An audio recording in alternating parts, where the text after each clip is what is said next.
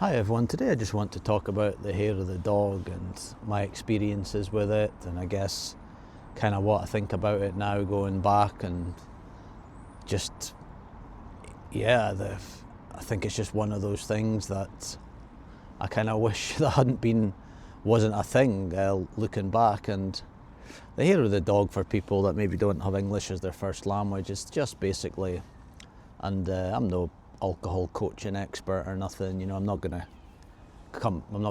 research ChatGPT for like an hour before each thing. I don't even take notes pretty much for anything, to be honest.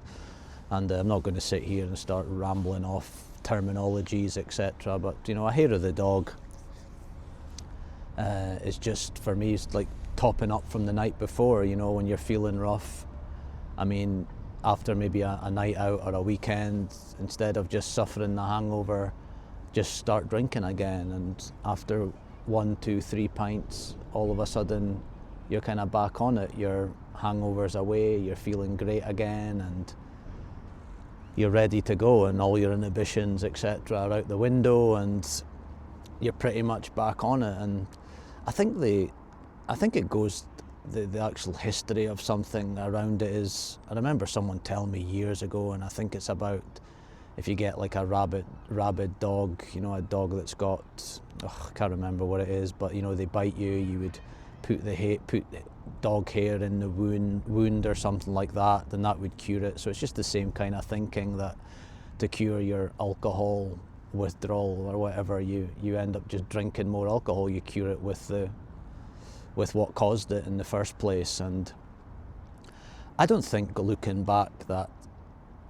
I really did it in my teens, to be honest. I think it was just a different way of drinking back then. Back then, I could, going back to uni, etc., and you'd be going out to just go clubbing. I think you'd normally meet at whatever 5, 6 o'clock, just sit in somebody's house, somebody's flat, buy as cheap alcohol as you wanted, like 2 litres of cider for a £1.99, which probably just like $3 at the time, €3, although the euros weren't around then, of course. But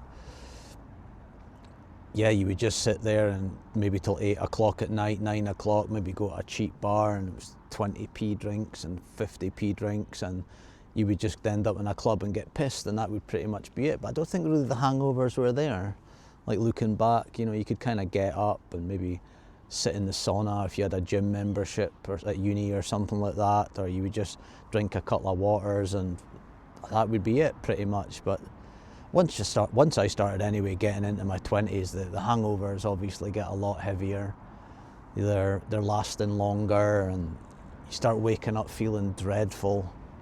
And looking back, I can't really remember if it was, it was probably more of a gradual thing, and then maybe one day you start getting a bit heavier hangovers. And I remember it was just one of my mates in Edinburgh, because I used to live in Norway at the time, where I was definitely working over there at the time, and loads of guys I knew. There's lots of older guys there in the pub I used to drink in Edinburgh when I would fly over from Norway quite a lot. I think it was £10 return flight with Ryanair, which is ridiculous, from Oslo Torp.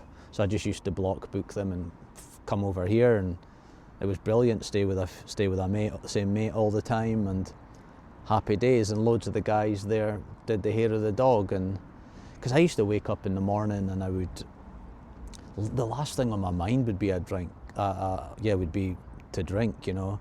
Even when, don't get me wrong, even when I was old, I'm 42 now. Like I was just I like to class myself as the quintessential British binge drinker. Friday, Saturdays, the odd Sunday. Weddings, funerals, and highs and lows, good times, bad times, and that was pretty much me. So when I woke up in the morning, I would never, the last thing on my mind would be a drink. But the time you get a shower and get uptown, and you'd maybe get some like a full breakfast somewhere, and maybe just potter about, etc., go to the bookies, put on a bet for the day.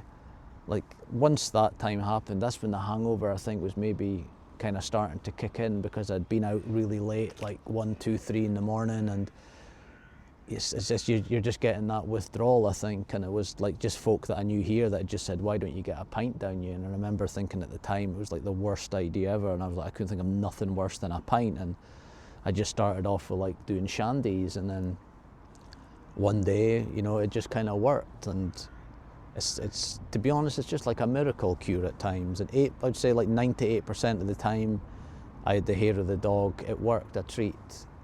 You know, you wake up and you've got anxiety and you're thinking about how much money you spent and thinking about stupid drunken text messages and what did I say last night, and I can't believe I did this, so embarrassing, and you know, didn't eat anything again and spent this much money. And you would have a hair of the dog, and as always, 2 drinks in,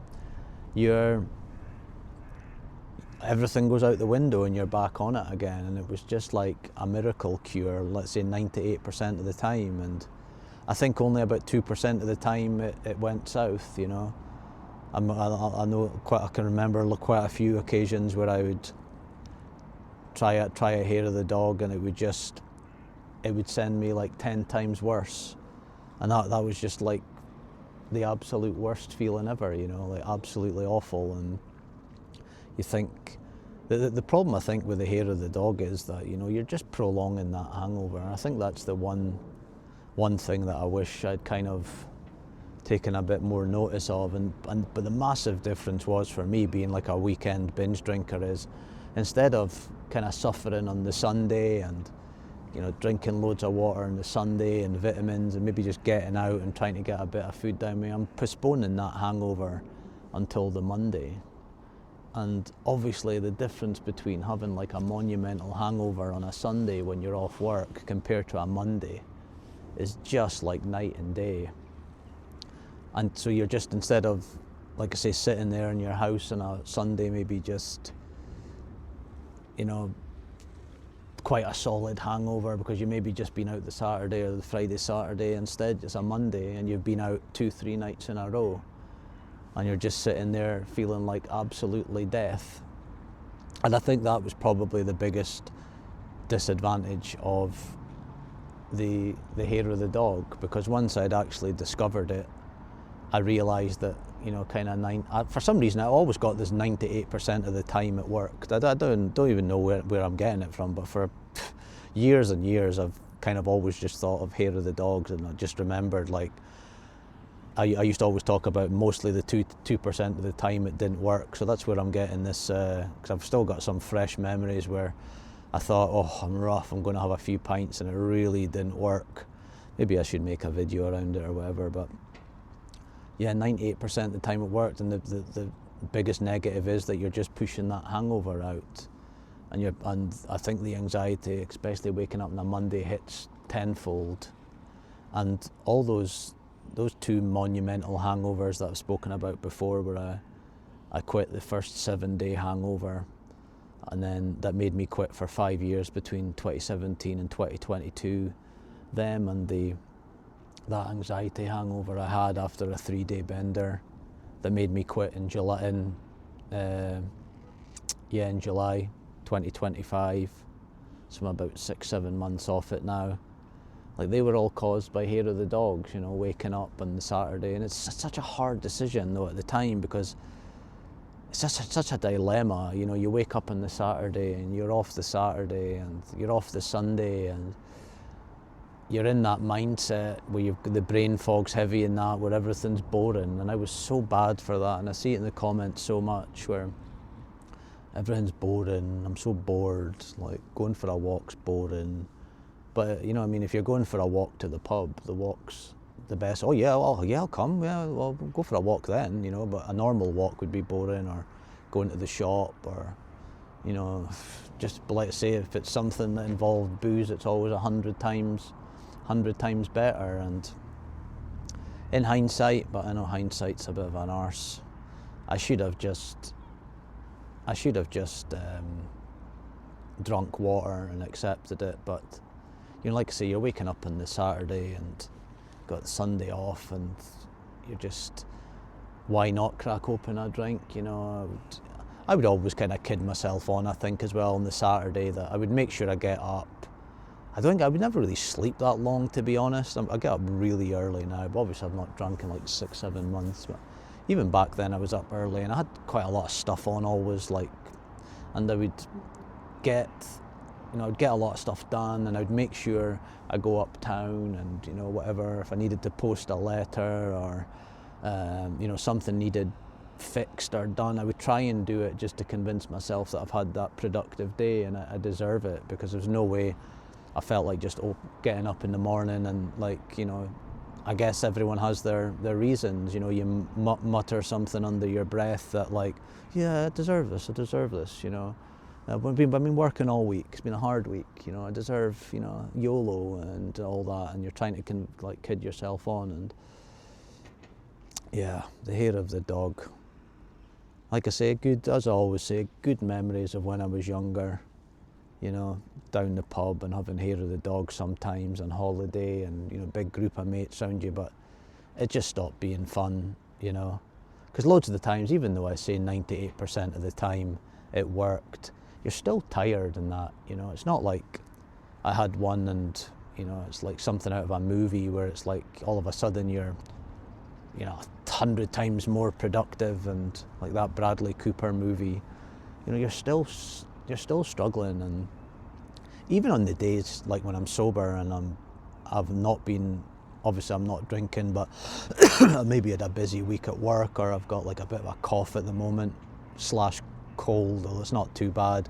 I'm still a bit sluggish, I think, compared to what I was like last week when I was feeling fine, but I still feel 1,000 times better than I did. I was up 7:30 this morning, which is a long life for me, but I went to bed a bit later last night because the darts were on, and I still feel like 1,000,000 times better than I would have if I was out on the Friday and Saturday night.